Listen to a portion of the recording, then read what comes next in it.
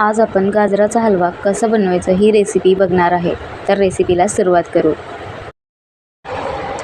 लागणारे साहित्य: 1 किलो गाजर, 1 कप साखर, 1 लिटर दूध, 2 ते 3 टेबलस्पून तूप, काजू, बदाम, मनुके, वेलची पूड. कढईत दूध गरम करून त्यात किसलेला गाजर घालून घ्या. गाजर पूर्णपणे मऊ होईपर्यंत ढवळत राहा. साखर घालून घ्या आणि मिक्स करा. वेलची पूड घालून घ्या.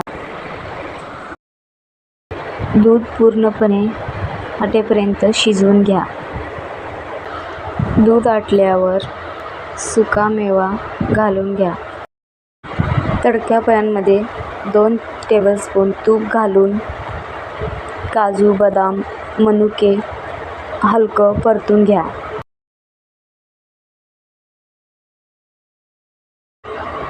आणि हलव्यात घालून घ्या. मिक्स करून घ्या जोपर्यंत हलवा एकत्र येतील आणि चमच्याला चिकटत नाही तोवर परतत राहा. अशा प्रकारे आपण गाजराचा हलवा बनवून तयार केला. रेसिपी आवडल्यास चॅनलला लाईक, शेअर, सबस्क्राईब करा.